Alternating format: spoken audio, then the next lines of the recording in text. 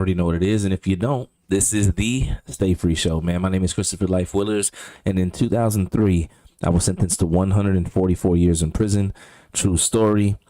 So every single time when I say I'm happy to be here, I really, really mean that in real life, man. Every chance I get, at least once a day anyways, I like to get up here in some way, shape, form, or fashion and talk about a place that I was at for 17 years. Not because I'm stuck there mentally, no, not in that way, but because I want to tell the story of it. I want to help people understand what prison really is. I want to be a voice for the people that are still behind bars.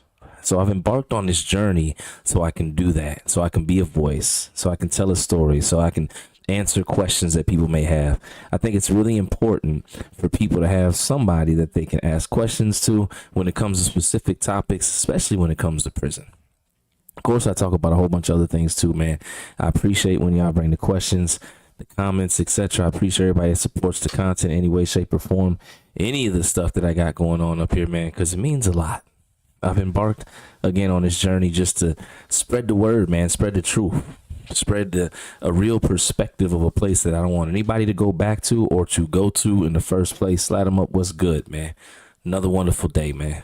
No complaints over here. You understand me? This is my first year, y'all. 2026. I'm 42 years old. It's my first year as a father. Peace, Maury. It's my first year as a father, man. My son was born November 3rd, so he's just over 2 months old. And let me tell you something. With everything going on in the world, there's a lot going on, right? They got me stressed. Because now when it comes to life, I'm thinking about my son now. You know what I'm saying? November 8th, I see you, man. I got a lot of people in my close circle, my brothers, family, you know what I'm saying, all born in November, that time frame, November to January. But listen, man, before, like, I cared, right? I'm not gonna lie, I cared, but I wasn't gonna be super stressed out about it, whatever was going on in the news. Now I see the news, I'm freaking out a little bit because I'm thinking about my son, man. I'm thinking about the world he's getting ready to grow up in if something doesn't shift. You know what I'm saying? Mike, what's good, man?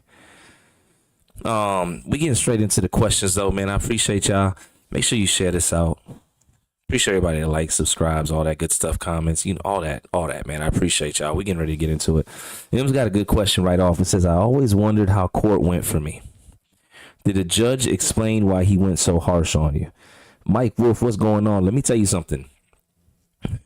My court experience, definitely not for the weak. And I want to be clear in saying that every single day, right, starting about 8 a.m., depending on where you're at, county, etc., people are in those courtrooms, sometimes earlier, sometimes later, fighting for their life.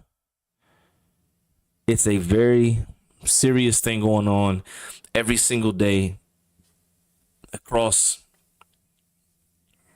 the country. You understand what I'm saying? And the truth of the matter is the system's not perfect. The cat's out the bag. Some people, you know what I'm saying? Some people that are in positions of authority to sentence people, they over sentence. And I would say respectfully, not because it was my case. Yeah, I was definitely over sentenced, but let me explain to you my whole court experience real quick. And somebody said, will I ever have a CO up? For sure. I'm cool with COs, man. The ones that actually had compassion in their heart and respect towards the men and women behind those bars and were just trying to do their job, no problem, man. It's the ones that were overboard and excessive that I don't like. So when I went to court, I went 2 months faster than expected. You understand what I'm saying? I was supposed to get sentenced 2 months later. And all of a sudden, they were knocking on my cell door. And anybody knows when you go to court, if you locked up, they get you early in the morning. The sun's not up. It's the coldest, most harshest experience when you know you're getting ready to go stand in front of a judge and potentially get a life sentence. Because that's what was going on with me. I was facing multiple life sentences because of the situation that I had found myself in, the decision that I made to drive my cousin and his people there that night. But still, I wasn't expecting to go to court. And I'm arguing with the COs first thing in the morning. I'm like, yo, I'm not supposed to go to court today. I don't get sentenced till XYZ. They're like, no, you got court. You're on the docket. You're going to have to go. Explain it to them there. If you don't got to go in front of the judge, you just get a ride and come back. Yo, the ride isn't pleasant because they're going to give you a bag lunch. You're going to be sitting in the bullpen where it's cold. You're going to be freezing in a jumpsuit and you're going to be cuffed. And then they're going to put you on a van, lock you in there, and cuff you to somebody else while you sit down. It's not a pleasant experience. You got to shuffle to the bullpen inside the jail or inside the courthouse. And no. But here I am. I'm taking the ride. And mind you, as I'm taking the ride, I'm facing a life sentence. And listen, to each man, their situation is what's most important. And I understand that. But the guy next to me, he was crying because he could potentially at best get 6 months. And I'm facing multiple life sentences in a very serious situation. I didn't want to hear that. And I couldn't. He's sitting there. We sitting in the van. He's crying. And I'm not knocking. Hey, look, you scared. You got emotions, whatever. But I'm like, yo, I'm not trying to hear that, man. You know what I'm saying? David, I see you, man. Corona. We finally get to the courthouse. I get in there. I'm still trying to tell the officers when we get there, yo, I don't have court. I think they messed up. I'm not supposed to be on the docket. Next thing I know, they're like, 1 second, they walk out. Now all of a sudden my public defender walks into the bullpen. We at the courthouse now. He's like, oh yeah, they didn't tell you had court today? I was like, nah, they didn't tell me I had court today. And this is my lawyer, by the way, public defender. I'm not saying all public defenders are bad, but listen, pay attention to the stories. And he said, yo, they were supposed to tell you. I said, you were supposed to tell me. You were my lawyer. Oh, my bad. So all of a sudden he looks at me. He's like, yo, I can get you 35 to 54 years to do. That's what he says to me. And he said it with a clear conscience, too. He was like, I get you 35 to 54 years to do. And he said it like I was supposed to be okay with that. And I want to tell you something, because we're talking about my court experience when I was facing those life sentences. I looked at him and I did what a lot of young people in that situation when they're in court don't do. I told him, I said, yo, I'm not doing that. I can't do that. Because I started doing the math. As a first time offender, I never touched a weapon. I'm going down the list. Like nobody got physically harmed. I was like, no way. And I said, yo, 35 years. I'm 19, getting ready to turn 20. I said, I'll be in my 50s at the earliest. And you know you're going to catch charges and get in trouble if you're in prison that long. So I'm 19 getting ready to turn 20 and my public defender basically says, hold these life sentences or whatever. And when I say that I can't do that, my public defender looks at me like I've disrespected him. And he literally looks at me. He's like, well, you're going to have to figure out something that I can tell the prosecutor and them. I'll be back in 2 minutes. That's literally what he said. As a young person, I don't knock my young people. Young people, we need you. You guys got the vision. You guys aren't the future, you're the now. But what I'm going to tell you is, this is real talk.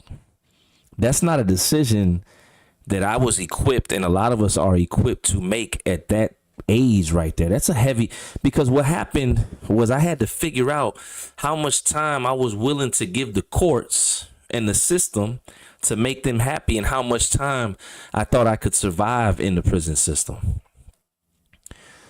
So I'm praying, right? He's gone. I'm just, all of a sudden it comes in my head. I'm like, yo, I just want to be home before I'm 20. Before I'm 40. So that's basically 20 years or less.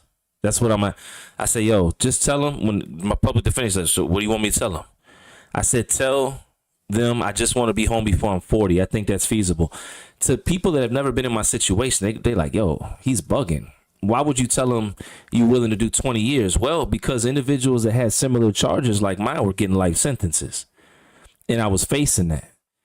So, and then I turned down the 35 to 54 years with no plea, no backup, no nothing, just God. And I'm not here to tell anybody else what to believe in. I'm just telling you what I believe in. You know what I'm saying? And he said, fine. He walks out there. And now they pull me out there. I got to go stand in front of them. I can't see nobody but my mother. My mother's standing out there in the courtroom. Everybody else is strangers, and it's like a big blur wall of faces, whatever it is, because my nerves, my adrenaline, everything is just up because I know, and this was my first charge, Slay. This is my first charge because I know I could get a life sentence. Like, and where I'm at in the Commonwealth of Virginia, they're giving, like, especially at this time, they're giving life sentences out like it ain't nothing. You know what I'm saying? Yeah, I didn't have anything. No priors. You know what I'm saying? And I'm out there and I'm just waiting. Like, I'm just waiting to hear the judge say what I thought he was going to say and what he ultimately did. And he started listing the numbers off. And he basically said, and you're hereby sentenced to 144 years. And everything just went silent.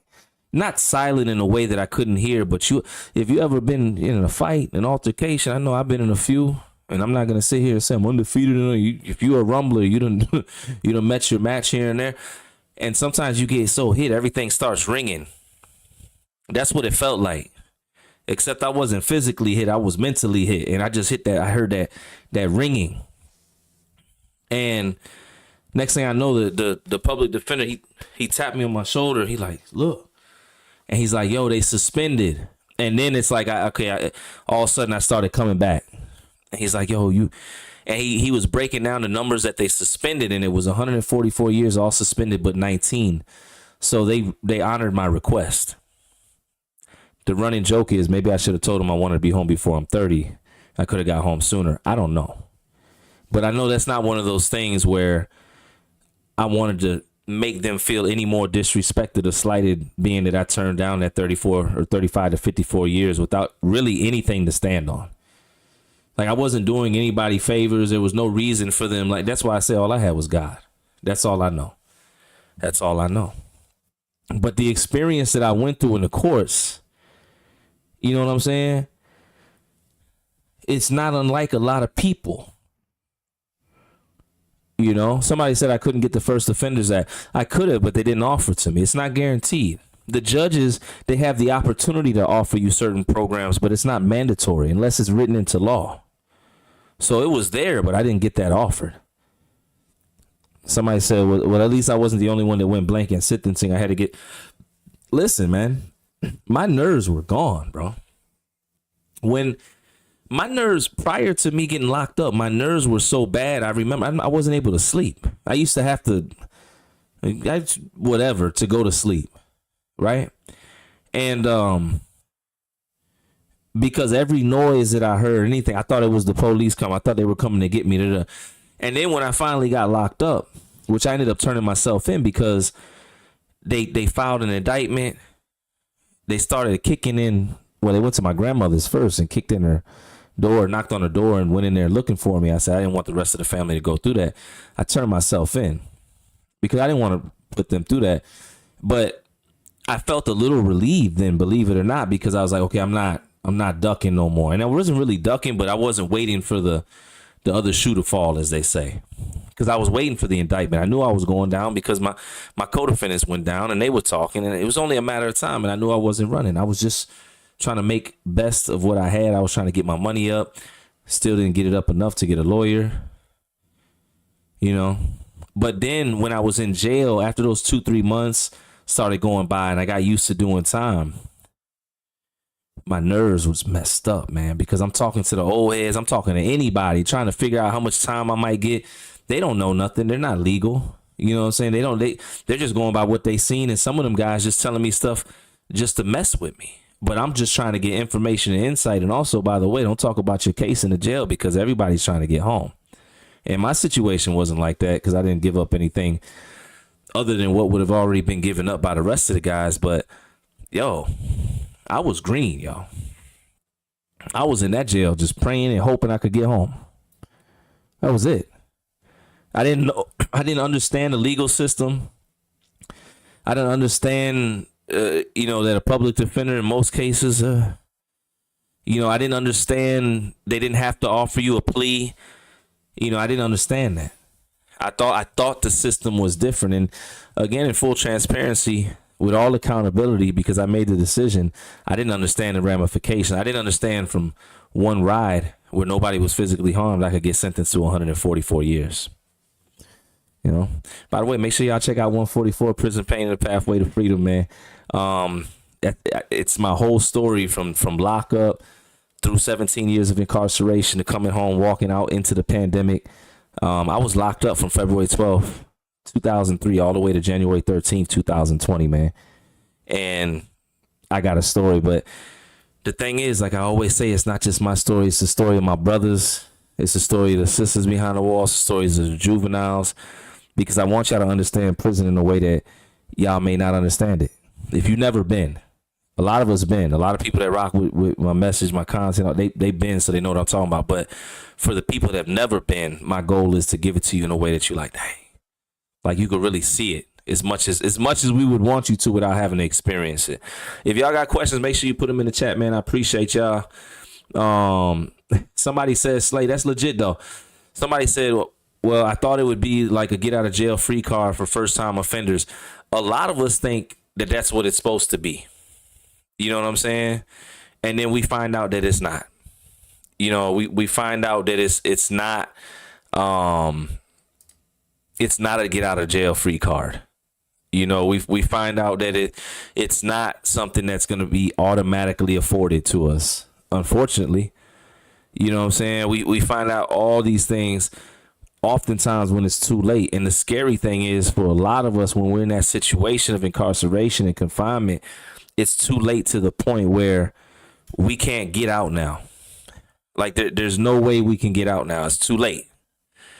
You know, we got the information too late. There's no more appeals that can be filed. There's no more motions, no more considerations, etc. You know, David, I see you, man. But it's real though. You know, and that's why I get up here. Some people be like, damn, bro, why you always talking about it? Because I got to, man. In my mind, because they don't take days off. The judges are forever sentencing people Monday through Friday, except with the exception of the holidays. You know what I'm saying? But the prisons and the jails stay open forever, man, 24/7, just like the graveyards do. So we got to keep talking about this stuff, because I don't want nobody in the streets, man. I want everybody to get out the streets before it's too late. You know? It's a real situation, man. A real live situation, man. So I keep getting up here, man. I appreciate y'all. I appreciate everybody that's watching the lives, locking in with the streams. That was my experience in court. That was my experience in court. What was your experience like? Did you have a public defender? Did you have a paid attorney? Did it pay off? You know, you got a horror story? Was it okay? You know what I'm saying? Did you make it out? You know what I'm saying? Those are the questions I want to know, man. Put them in the chat. And we need to share the story so our people can understand what they may be up against if, you know what I'm saying, they go down the wrong path. And if they end up in a situation where they're in a courtroom or court of law fighting for their life, man. Because that's what people are doing every single day. And that's what I would. Very easily, I could have not been able to have this conversation with y'all. And I'm mostly always conscious of that. Not where I'm like obsessed with it and I'm not living life, but to the point where I appreciate every moment of freedom, because again, the judge very easily could have denied my request to be home before I'm 40. He could have said, you didn't want the 35 to 54, I'm gonna give you 67, because that's something else judges do too. They offer something or something gets offered, you turn it down. You don't have no reason to turn it down. They bump it up within the guidelines. Sometimes outside of them. Happens. So that's why I say I'm grateful, man. I appreciate y'all, man. And as always, I just want y'all to lock in. Make sure you subscribe, like, follow, hit the notification, all that good stuff, man. Whatever we can do. So when you see that I'm live, you know that I'm live. And we can lock in, man. This is support. It's more than conversation. It's community. I'm just getting started. And that's it, man. Y'all tell me if there's things I should react to, certain topics y'all want me to touch on, any of that, man. I'm getting ready. I don't do the politics stuff, but I'm definitely getting ready to touch on this Venezuela situation and all that, man. I'm going to answer this question really quick. Slay said, man, you ever heard of the 2 for 20? I was on probation on the 2 for 7 years, violated 3 times, on the run for 6. Only reason I'm not still on because they got pulled over in the city. Man, no, it's different in every state, man. It's different in every state. So I can't speak on that. That's not how it was in the Commonwealth. They didn't sentence like that. They will give you the actual number, suspended number, and put that over your head. You know what I'm saying? But I appreciate y'all, man. All I would say is research, utilize ChatGPT, stuff like that. See if you can get some information on it. Make sure it's accurate, but research, know the law. I appreciate that, David, man. And I appreciate y'all. Y'all keep going. And that's it, man. I'll catch up with y'all tomorrow because I'm going to start streaming every single day starting now, man.